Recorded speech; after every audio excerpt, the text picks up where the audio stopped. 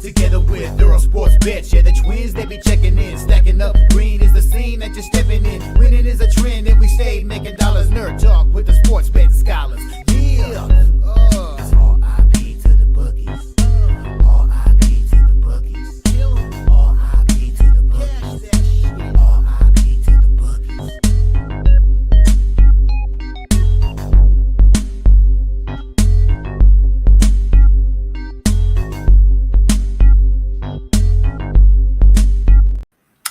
We are live. Welcome, guys, back to another edition of the Earle Sports Bet Show. I'm Timothy Earle, and today we've got some more baseball for you guys, along with a NBA playoff game and a NHL playoff game that we'll talk about both of them. Before we jump into today's card, we'll look back at this weekend in general. I know I did not do a show on.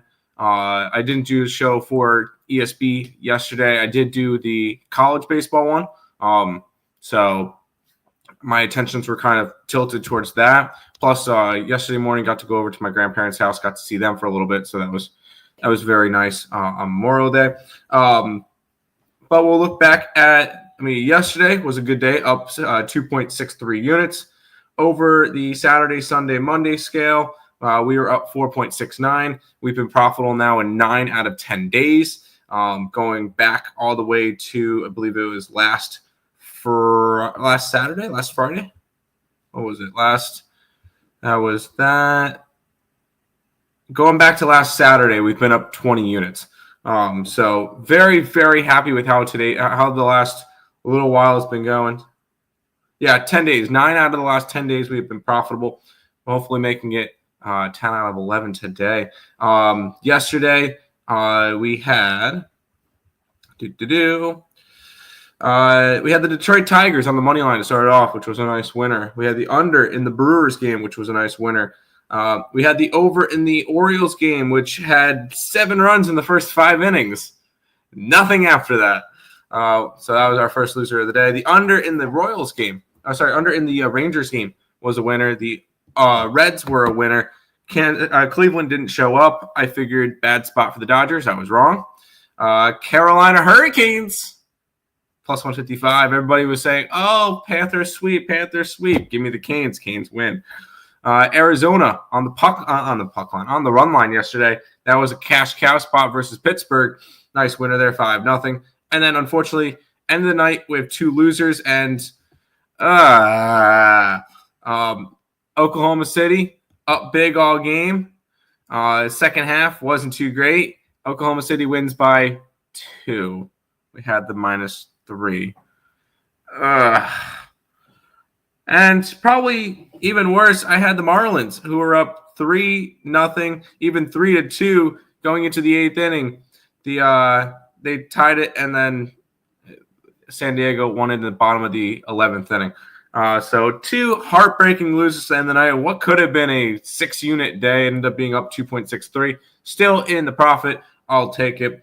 Honestly, there's a bunch of games that could have flipped the opposite way. So it is what it is. Could have been a massive day. We're still up, still profitable, and still 9 out of 10 days in the green. What's up, Stop Geo? Morning, Tim. Any thoughts on the Astros and the Athletics? Yes, I'll be on the Athletics. I'm on the Athletics every single day. It hasn't changed. I'm not going to change. They finally won one the other day. They snapped their 10-game losing streak. I think they're going to get back on a winning streak. So it is Athletics every single day, no matter who they play, because I even took them against my Mets. So I don't care who the Athletics play. I'm taking them every single day, and I think it's going to be a profitable thing. No matter what people say. We'll go ahead. I'm going to quickly put them on the site. Boom, boom.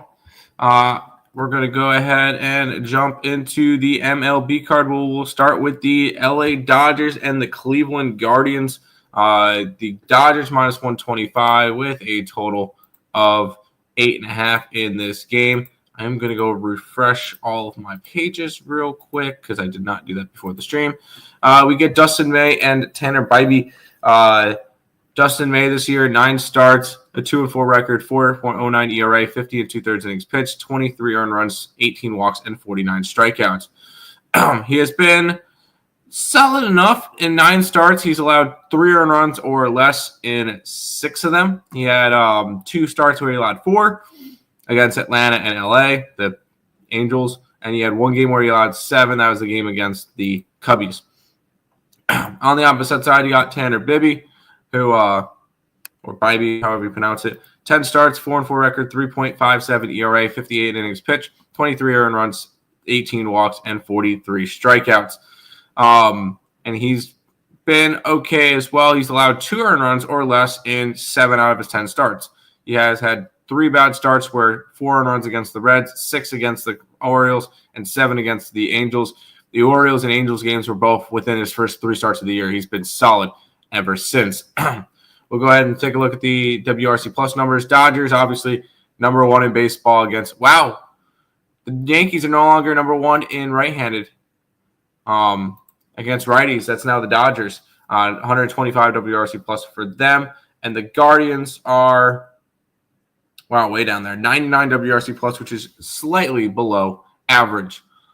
We'll go ahead and take a look at the line movement real quick. Because I want to see – not South Point. I don't care about South Point. I want to look at Bet Online because they have the best in terms of line. Oh, they opened up their lines the earliest. Opened up at Dodgers minus 125. It's gone up to 130, 132, 138, back down to 122, which is very, very interesting. So line moving towards the Guardians as of late. With all the money coming in on the Dodgers, 82% of the bets and 56% of the money. 81% of the bets and 54% of the money is on the money line. I think we're going to start off with the Guardians here. I don't like Dustin May. And Bibby's been somebody we've been backing a bunch this year. I can get plus 110 on the Guardians. With all that line movement, with the money the way it is, we're going to play guard ball again. The Guardians have just been a team that we've been backing a bunch as of late because that's where the market's like. And they've been pretty solid as of late. So I'm going to go ahead and take I'm going to take the Guardians here.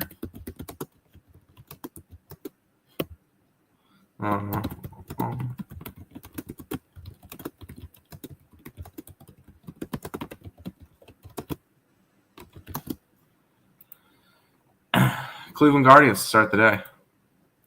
Guardians, contest play. Love it. Sorry about the contest. Let's keep on rolling. We get the St. Louis Cardinals and the Baltimore Orioles. The Cardinals are around minus 115 with a total of 9. You get Andre Palante taking on Tomoyuki Sagano. Andre Palante this year has been solid enough. I mean, whenever you get a pitcher that can get you a start every 5 days, get you 6 innings most of the time, 10 starts, a 4-3 record with a 4.18 ERA, solid enough. 56 innings pitched, 23 earned runs, 20 walks, and 35 strikeouts. On the opposite side, you got Saganu, who has pitched in 10 games this year. Once again, this is probably the best pitcher for the Orioles right now. 3.07 ERA in 58 and 2/3 innings pitched, 20 earned runs, 10 walks, 32 strikeouts. He's been solid enough. He's allowed 3 earned runs or less in all but one of his starts. And that one start was a 4-run start. So Saganu, I'm going to say pitching advantage towards the Orioles in this one. Hitting advantage, both of them are going up against righties. St. Louis, 110 WRC plus, and then Baltimore is 111. So slight hitting advantage towards the Orioles as well. Let's go check in on the line movement. Line opened up at Baltimore minus 110. Now it's Baltimore plus 102. So lines moving towards St. Louis. No line movement on the total. But it makes sense that the line's moving towards St. Louis. 55% of the bets and 74% of the money is on St. Louis. which is going to end up keeping me off this game. I wanted to look towards Baltimore, but with those numbers the way they are, everything doesn't correlate. So we're going to go ahead and pass on the Orioles game. Remember when we called Tim special guest? Now he's the only and main host. See, I was never a special guest. So yeah, no, it was never that case. Let me quickly. I forgot to do this. Boom. Cool. Yeah, I was never a special guest. Let's keep on rolling. We get the Giants and the Tigers going at it. The Giants are minus 120 with a total of 7.5. We got Logan Webb taking on Jack Flaherty. Logan Webb this year, 11 starts, a 5-4 record, a 2.67 ERA, 67 and a third innings pitched, 20 earned runs, 16 walks, and 74 strikeouts. He's been very, very consistent. And he's one of the best pitchers in baseball. Let me pull up the MLB Cy Young odds real quick, just to get an idea of where he's standing. Awards. Cy Young Award for the National League. Logan Webb is 10-1, which is fourth. He's just out of that Skeens Wheeler Yamamoto club. And he's just ahead of Hunter Green, Jesus Lizard, and Kodai Senga. So, where's Griffin Canning? Not in there anymore. All right, never mind. But Logan Webb's been great all year. On the opposite side, you got Jack Flaherty, 10 starts, a 2-6 record, 4.39 ERA, 53 and a third innings pitched, 26 earned runs, 18 walks, and 64 strikeouts. Once again, he's been solid enough for a back piece in that Tigers rotation. We'll go ahead and look at the WRC plus numbers for these two sides. Detroit is 10th WRC plus, 108 for their WRC plus. On the opposite side, you've got the San Francisco Giants, who are 99 WRC plus, which is 20th. So hitting advantage towards the Tigers. Pitching advantage towards the Giants. We'll go ahead and take a look at the line movement. It's gone from Giants minus 116 to minus 120. So line movement is going towards the Giants, which makes sense because 51% of the money of the tickets, 54% of the cash is going towards the Giants. 80 and 77 going towards the over, but I'm not really as worried about the total in this game. I want to take the Giants in this one. I like Logan Webb, although he doesn't do as well on the road, but I do like Logan Webb. I think he's a solid pitcher and kind of a bounce back spot after they kind of were flat yesterday. Give me the Giants here. I can get minus 120 on the money line. We'll take San Fran against Detroit here.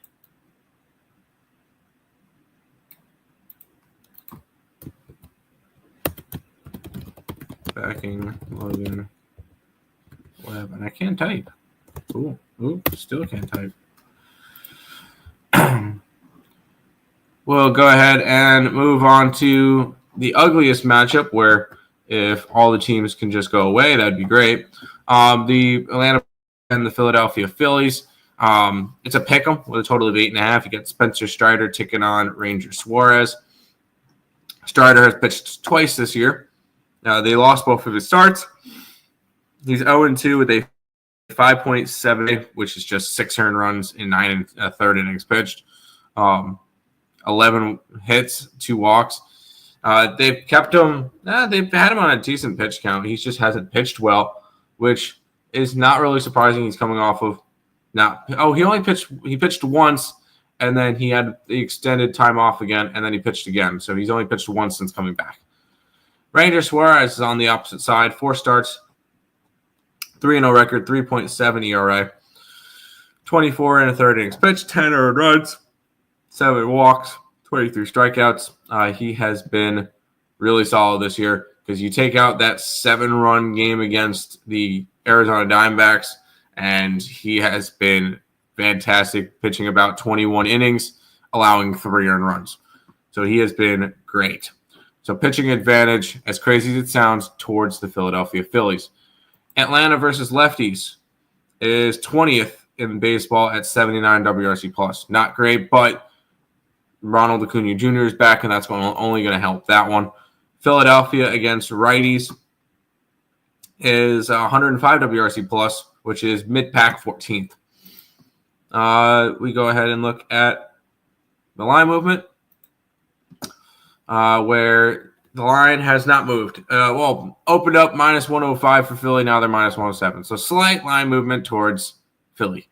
Lines actually moved towards the over in this game, too, going from 8 at minus 115 for the over to 8.5 at minus 110, so up a half a run, which makes sense because 79% and 83% of 79% of tickets, 83% of the money is on the over. An overwhelming amount of money, 78% and 78% of tickets and 92% of the money is on Philly today. I was kind of looking at Atlanta, which is crazy. I was kind of looking at Atlanta to win this game just because Philadelphia is coming back from a long road trip out west where they played in Colorado and Sacramento. I could also see it under in this game. I feel like I'm just going to end up laying off and hoping both teams lose. Not going to happen. I kind of lean Braves. That's the crazy thing. And the line movement the way it is with all this money. You know what? I'm going to back the Braves here. I know it's gross, but I want to take the shot. I can get minus 104 for Atlanta here. Sign me up for the Braves versus the Phillies today.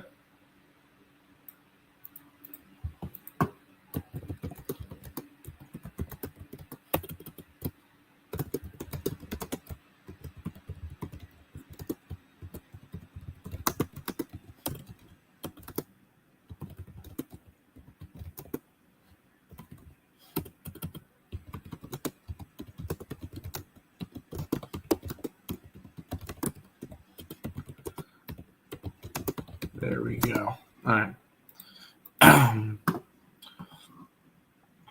Braves minus 104. Let's keep on rolling. We got the Minnesota Twins and the Tampa Bay Rays. The Twins are minus 120 with a total of 8 in this game. We've got Joe Ryan versus Taj Bradley. Joe Ryan has been fantastic this year. 10 starts, 10 appearances, 9 games he started. The one game he came in relief, he went 5 innings versus the Guardians. I'm guessing that was the I want to say that was the game that was interrupted by rain.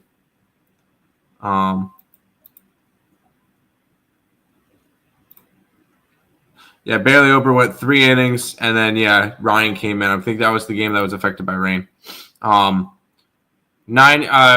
record with a 2.68 ERA, 57 innings pitched, 17 earned runs, 8 walks, and 67 strikeouts. He's been great to the point where he's even put himself 55-1 to win the Cy Young. So not quite where I thought he would be. On the opposite side, you got Taj Bradley, who 10 starts, 4-3 record, a 4.61 ERA, 56 and 2/3 innings pitched, 29 earned runs, 24 walks, and 48 strikeouts. He's been solid enough for this rotation as a 4-5 starter. We'll go ahead and take a look at the WRC plus numbers, both of them facing righties. Tampa Bay Rays, 12th, WRC plus 107. Minnesota, 101. So hitting advantage towards the Rays. I feel like the pitching advantage 100% with the Twins. We'll take a look at the line movement. Line's gone from minus 116 to minus 116 for the Minnesota Twins. So no line movement there. Total has not moved either. Total has moved from 8 minus 115 for the over to 8 minus 125 for the over. Sorry. So line movement towards the over in this game, which is interesting. We look at the money for the money line. 56% of the bets, 58% of the money is on Minnesota. 78 and 77 for the over. I kind of wanted to lean Tampa here, but I'm going to end up passing on this one. Joe Ryan has looked great. Don't really want to fade him right now, so this one will be a pass for me. We'll keep on rolling because we got the White Sox and the Mets. The Mets are minus 270 with a total of 8 in this game. We got Jonathan Canning going for the White Sox and Tyler McGill for the Mets. Canning this year has been great. 10 appearances, 8 starts, a 2-5 record, which who cares about the record when you're playing on the White Sox? A 3.76 ERA. That's impressive. 55 for a White Sox. 55 innings pitched, 23 earned runs, 17 walks, and 42 strikeouts. He's been pretty good.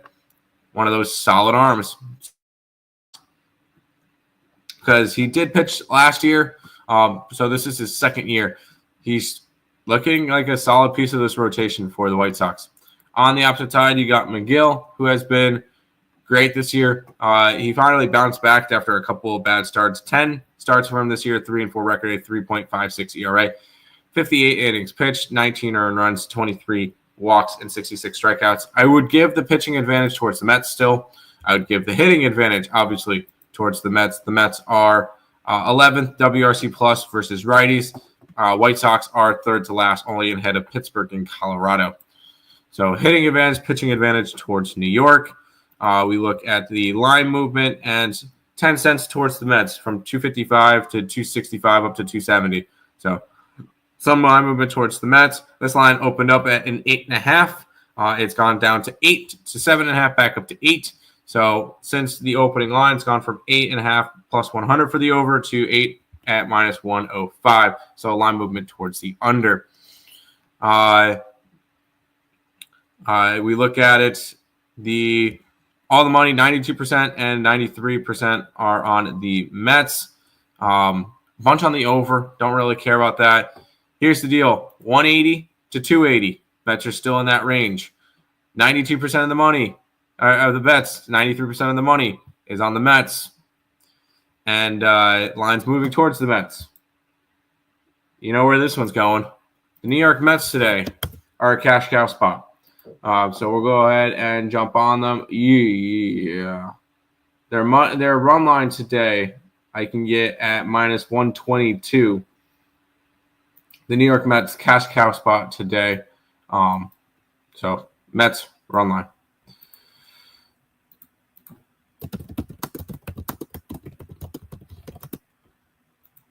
Oh. We'll keep on rolling. Kind of like the note. Not that I kind of like it, but the no chat today, so we're kind of moving through the game, so you guys don't have to sit here super long. By the way, I see 30 people watching on Twitter. We're live currently on the Picks and Parleys YouTube channel and on the Earle Sports Bets YouTube channel. So if you guys are interested in that and coming over and being able to chat, you guys can do that. Let's head to the Reds and the Royals. We were on the Reds yesterday, and they had a nice 7-4 win. Today, it's Brady Singer versus Daniel Lynch IV. Brady Singer this year, 10 starts, a 5-3 record, a 4.88 ERA, 51 and a third innings pitched, 28 earned runs, 22 walks, and 46 strikeouts. Once again, for Brady Singer's been okay. 4.88 is a little bit higher than you would want it for, especially for a former first-round pick. On the opposite side, you got Dylan Lynch, which I'm not even going to worry about because this is his 23rd appearance of the year. He's going to be starting his second game. And I believe the one game he started, an inning and 2/3. So he is a bullpen arm. It does not matter his statistics. We'll go ahead and look at Royals versus righties, which is awful, 27 WRC plus. We'll look at Reds versus both sides. Reds versus lefties are 23rd in baseball, 76 WRC plus. Reds versus righties, 103 WRC plus, which is 17th. The Royals bullpen has actually been good this year, so I'm not really in the mood to fade them. We'll go ahead and take a look at the line movement because I might want to look towards an under in this game. Line's gone from minus 105 to minus 120 for the Royals, so line's moving towards the Royals. Line opened up at an 8.5. It's down to an 8. So line movement is heading towards the under in this game, which is interesting. And I kind of like that. Royals, a lot of money, 84, 86 on the over. A lot of money coming in on the Royals. 61% of the bets and 81% of the money is on the Royals. I am going to go ahead and take the under here. I like the both teams not really hitting versus their respective sides. Not to mention that, the Reds have just been underwhelming this year. Although their offense has been fine, they've just been underwhelming in general. I can get 8.5 at minus 115. So we're going to go ahead and grab the under here.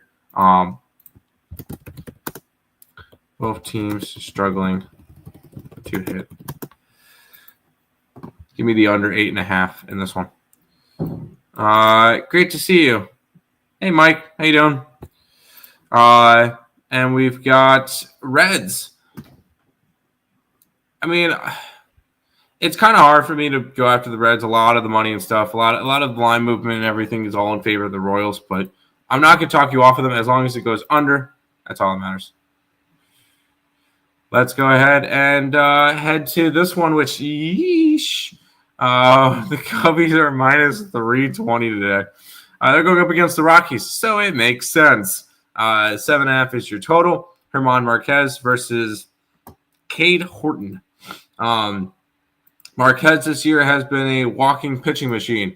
A 7.66 ERA, a 1-7 record in 10 starts, 47 innings pitched, 40 earned runs, 18 strikeouts and 18 walks and 26 strikeouts.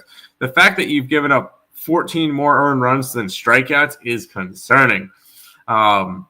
He's allowed 6 earned runs or more or 5 earned runs or more in all but 4 of his starts. Like, he has been awful this year. Just a human pitching machine for the former All-Star. On the opposite side, you got Cade Horton, who the Cubbies have won all of his appearances. 4.4 ERA. In 14 and a third innings pitched, 7 runs, 3 walks, and 10 strikeouts. I mean, he's been solid, but he hasn't really pitched all that much. We'll go ahead and take a look at the hitting stats, which I can tell you the Rockies suck, bottom. Cubs are great. They're 4th WRC plus, only behind Dodgers, Yankees, and Diamondbacks. So hitting advantage, pitching advantage, all with the Cubs, as it should be. They're minus frickin' 320. Line movement, open up at 300, up to 325. All the line, this is stupid. Where is the game here? All the money is coming in on the Cubbies. All the money is coming in on the over. I am not doing anything. This one's a complete stay away spot. Had to talk about it, but I don't see any value in going after this game. What is your pick on Red Sox and Brewers? I have not made a pick on them yet. I'm not going to because the Red Sox are TBD for pitcher. I have no clue who the Red Sox are starting. Do we have a pitcher for the Red Sox? Undecided. Yeah, I can't break it down if I don't have a pitcher for the Red Sox. So I got nothing for you. Rockies first 5. 320 is steep for the Cubs. I don't think it is. I really don't think it is. I'm just not laying 320. That's ridiculous. So let's head to Texas, the Rangers and the Blue Jays. The Rangers are minus 145 with a total of 8. Braden Francis and Nathan Eovaldi. Francis this year has been garbage. 5.54 ERA amongst 10 starts, a 2-6 record, 50 and a third innings pitched, 31 earned runs, 16 walks, and 40 strikeouts. At least he's averaging more strikeouts than runs, unlike German Marquez. And Braden Francis is going up against Nathan Eovaldi, who has been really freaking good this year. 11 starts, a 4-3 record, a 1.6 ERA, including a complete game. That complete game coming on April 1st in a 1-0 win versus the Reds. 12 earned runs and 67 in a third innings pitched, 9 walks, 71 strikeouts. And Anthony Eovaldi is having himself a year to the point where he is 6th in Cy Young odds at 12-1. He's tied with Jacob deGrom. That's how well he's pitching this year. 2 weeks ago, minus 110 to win the Cy Young, which is absolutely insane. But not as insane as Aaron Judge, minus 2,500 to win the MVP, which is just insane. But 100% pitching advantage, Rangers. Now, hitting advantage goes towards, Texas is 26 WRC plus against righties, 87 on WRC plus in general. The Blue Jays, did I miss them? Where are they? That's Tampa Bay Rays. Where's Toronto? Oh, right above them, 24th, which is 96 WRC plus. Holy trash. Both of these two teams can't hit against righties, which is probably going to lead me towards a certain total. But let's look at the total. Wow, it's actually moved up from 7.5 minus 102 for the under to 8 at minus 116. So the line's moving towards the under. Line's also moving towards the Toronto Blue Jays because it opened up at Texas minus 162. Now it's down to Texas minus 140, which that's very, very interesting considering I just gave all the advantages to the Rangers. With 73% of the tickets and 70% of the money on the Rangers, and the line's moving towards Toronto. Yeah, I'm not going to touch a total in this game because the line movement's saying that the Nathan Eovaldi pitch is bad today. I'm taking the Blue Jays here. Let's see if I could. There they are. I'm taking the Blue Jays here. I can get them at plus 128. As crazy as it sounds, even though I have the pitching advantage and everything, the line movement is just weird. 70% plus money on Texas line has moved from minus, what was it, 1?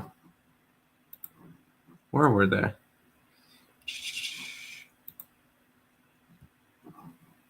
Minus 165 to minus 140.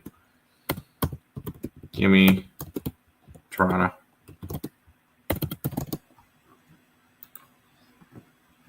Toronto plus 128. Rangers smash. No, thank you. I've been right at capping MLB up to this point of the year. Usually so damn busy at work, I can't commit on live morning shows. Like I want to shake my head, keeping my mouth shut and listening to the cap. Appreciate it, Top Geo. I appreciate you stopping by in general. I couldn't get Scooble Cy Young 16-1 like off season, so I passed. Tigers hometown fans, so I knew those odds were way off. But I usually don't do futures. Not good enough of a better for that. I mean, futures are long shots for everybody, but I understand. I understand where you're going with that. Let's keep on rolling. I already kind of mentioned where I was at in this one. And it's scary because you got the Astros who are minus 210 with a total of 7.5. JP Sears and Hunter Brown. Hunter Brown has been fantastic.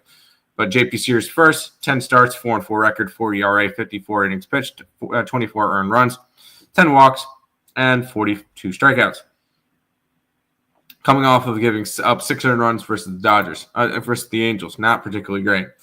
But the Athletics finally snapped their losing streak. On the opposite side, you got Hunter Brown, who has been exceptionally well. Although he had a little bit of a bad start his last time out, 5 earned runs and 7 hits against the Tampa Bay Rays. 10 starts, 6-3 record, a 2.04 ERA, a complete game. He went a complete game the game before, which was a 8-inning loss. That's why it was a complete game.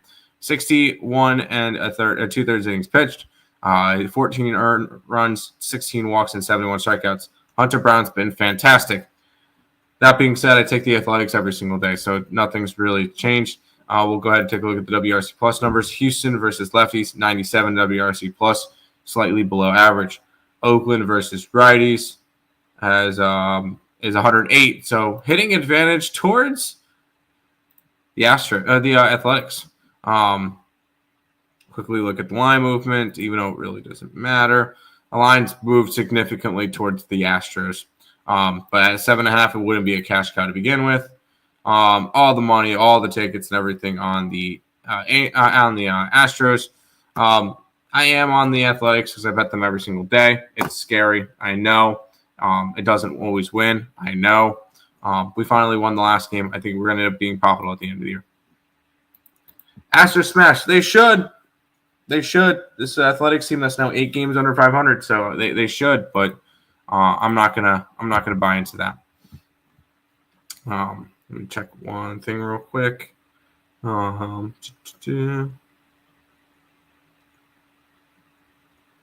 Okay, never mind. We'll go ahead and jump into the next game. We got the New York Yankees taking on the LA Angels. Carlos Rodon and Tyler Anderson.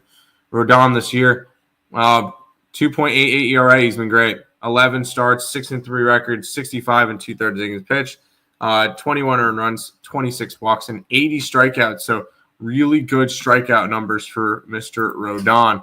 On the opposite side, you got Tyler Anderson, who has been pitching solid enough for this Angels team. Once again, when you can get a pitcher, a 3, 4, 5 in your rotation with a 3.6 ERA among 10 starts, a 2-1 record, 55 innings pitched, 22 earned runs, 20 walks, 43 strikeouts, solid enough. So Tyler Anderson is doing his job. We'll go ahead and take a look at the WRC plus numbers. Both of them against the Yankees. Both of them against lefties. Yankees are number 1 WRC plus. So they have been really, really solid. 150 WRC plus for them. Angels, 75 WRC plus, so half of that, which is 24th in baseball. So hitting advantage towards the Yankees. Let's go ahead and take a look at the line movement in this game. The line movement's gone from -167 to -195 for the Yankees. Lines opened up for the over at -107 for the 9. Now it's +102 for the 9. So line movement towards the under in this game. 89% of the bets and 92% of the money is on the Yankees on the money line, whatever. And 58 on the over. I was kind of leaning under in this game, but the line movement, the line movement kind of helps out with the under in this game because it's moved towards the under. Money's on the over. I like these two pitchers. I'm going to go ahead and take the under in this game. So Yankee game, under the total. I can get under 8.5. I can get under 9 at -113. So we're going to go ahead and take the under 9 between the Yankees and the Angels. I see this one as a lower scoring game.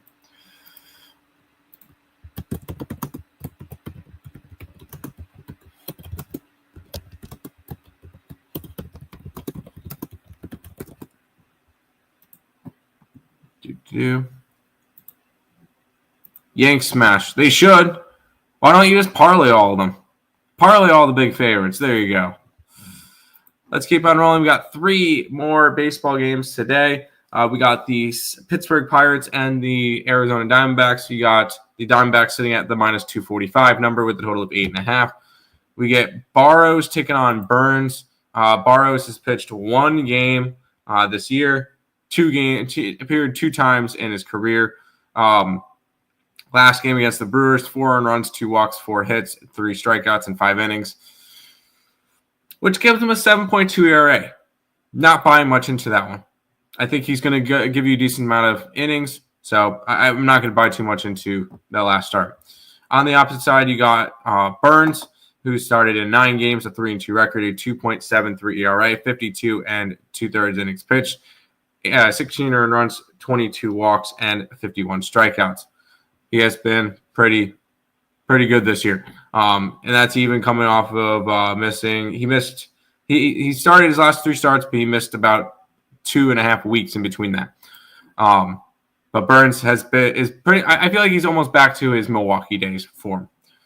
We'll go ahead and take a look at the WRC plus numbers. Arizona, big hitting advantage there, 122 WRC plus, which is 3rd in baseball. Pittsburgh, 79 WRC plus, which is 29th, only ahead of the Colorado Rockies. So pitching advantage, Diamondbacks. Hitting advantage, Diamondbacks. As it should, because they are, minus 245. Line movement. Opened up at 240. It's up to 247. So not a crazy amount of line movement. And slight line movement towards the under. All the money's coming in on the Diamondbacks. 93% of the bets, 95% of the tickets. Line is moving towards them, and they're within the 180 to 280. And all the money's coming in on them. I feel like this is another cash cow spot. We had the Diamondbacks as a cash cow yesterday. I think we're going to get them again. We're going to go ahead and take them again today as a cash cow as well. I can get their run line at minus 113. So sign me up. Diamondbacks, another cash cow spot today.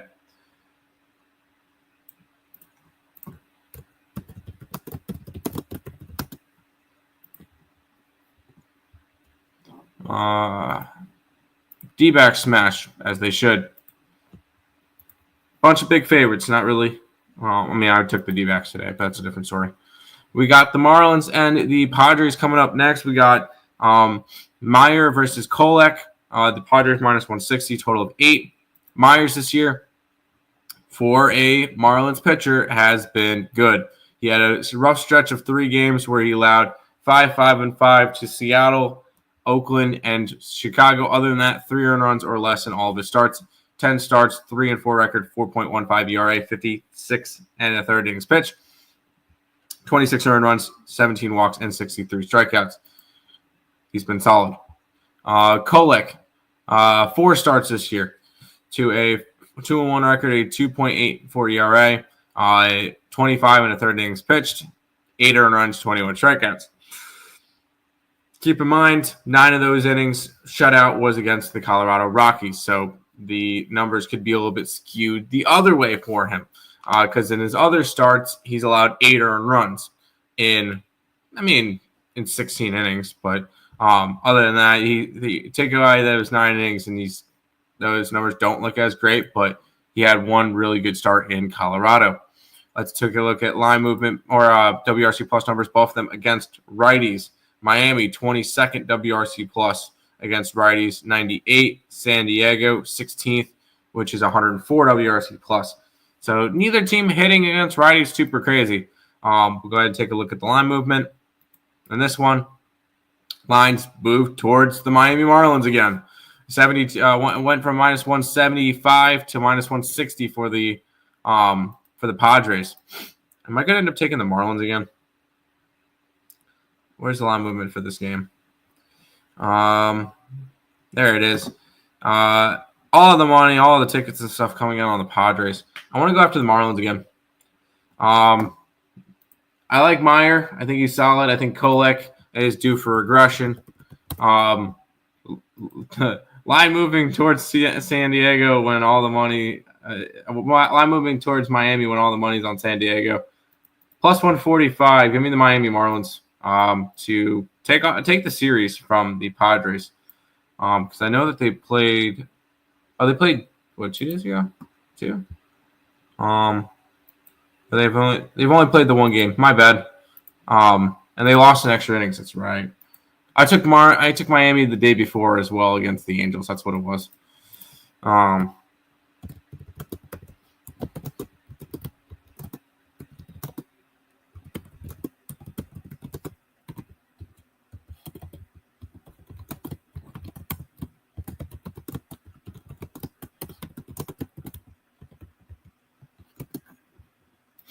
Let's roll. Marlins plus 145. Marlins first 5 or the team total. I would rather go first 5. I don't want to trust their offense super crazy like that. Final MLB game of the day, and we get the Seattle Mariners hosting the Washington Nationals. Mariners minus 158 is your total. Mitchell Parker taking on, is that Logan Evans? Logan Evans for Seattle. Mitchell Parker this year, 4.42 ERA in 10 starts, 4-3 record, 55 and a third innings pitched, 27 earned runs, 25 walks, and 36 strikeouts. Once again, another guy that's still kind of young. This is his second year in the MLB. He did have 29 starts last year, and he's 4.19 ERA last year, 4.39 ERA this year. He's right on pace again, and that's what you're going to get out of him. Logan Evans on the opposite side, 5 starts this year, a 2-1 record, a 3.33 ERA, and 27 innings pitched, 10 earned runs, 9 walks, 21 strikeouts. Not a super big sample size, but he's been good. He's been good. Take a look at WRC plus numbers. Seattle versus lefties is 9th in baseball, 109 WRC plus.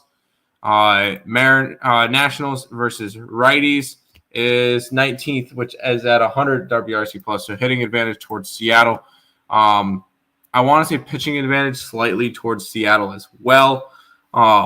Then we look at the line movements where we have the Seattle Mariners going from minus 150 to minus 155. So not a lot of line movement in this one. It's moved towards the over. It gone from 8 minus 110 to 8 minus 127. All the money is coming in on, decent chunk of the money is coming in on the over. Money's coming in 50-50 in terms of money on the side. I'm going to end the MLB card with a pass for this one, but should be a fun game between two teams that I really do like. Let's go ahead, and that is all for MLB. We've got 2 playoff games to talk to you guys about first before we head on out. Chat. Nats first 5. And then Padres 8 games in a row at home versus AL East, which is Padres 8 wins in a row versus AL East. The Padres are playing Miami. You mean NL East? I could see an under in this game. I can see an under in that one game. Let's head to the NBA where we got game 4 between the Knicks and the The Knicks and the Pacers. Pacers -2 with a total of 220.5. Knicks finally took a game in the series. All the road teams are winning games in this one. You've got this line open up at 2.5 for the Pacers, and now it's down to a 2, which is interesting. Although it opened up at 2.5 for all of a little bit. It went up to 3 and then back down, which is very interesting. Total's gone from 222 to 220.5. So it's definitely moved towards the under. Let's go ahead and check in on the market, where all that's going. Yeesh. A lot of money on the Pacers. But more bets and stuff on the Knicks in terms of money line. Kind of a weird line movement then if a lot of money is coming in on the Pacers. Kind of makes me think I want to back the Knicks. But instead, I'm going to actually bet the under here because a lot of the money and everything's on the over, 95, 94, and the line's only moved towards the under. I'm going to go ahead and take the under here. I can get 220.5. I can get 220.5 at -105 for the Knicks and the Pacers. Part of me thinks the series is tied up going back to New York.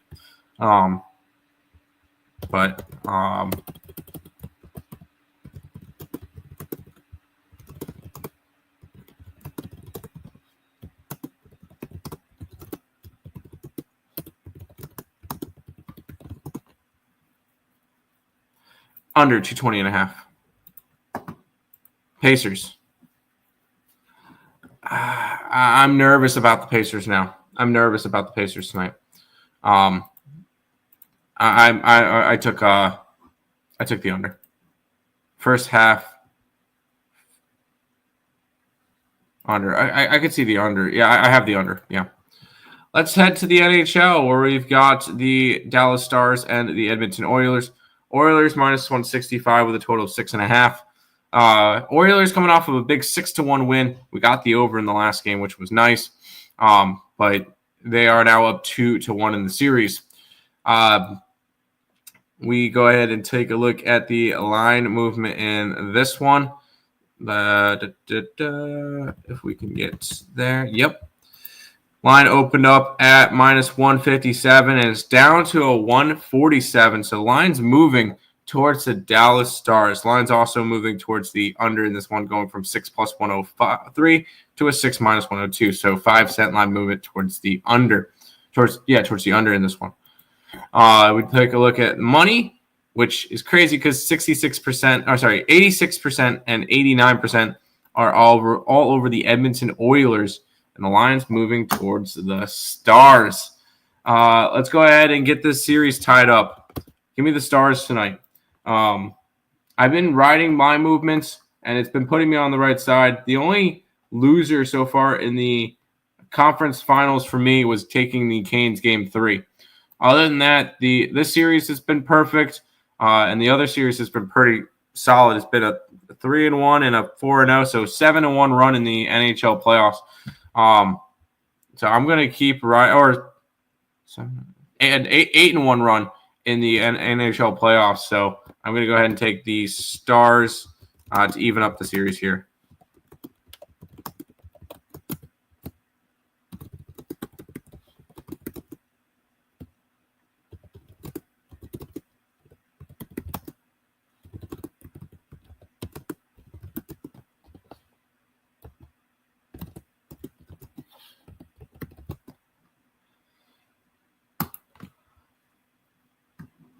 Stars. But that is everything for today. I'll have some WNBA plays up later as well. If you guys are interested in checking that out. All of our plays are up on the picksandparleys.net website. For anybody who misses shows and stuff, you guys can go ahead and jump on that. But that is going to be everything for today's show. We'll be back again tomorrow. Thank you guys for watching, and good luck.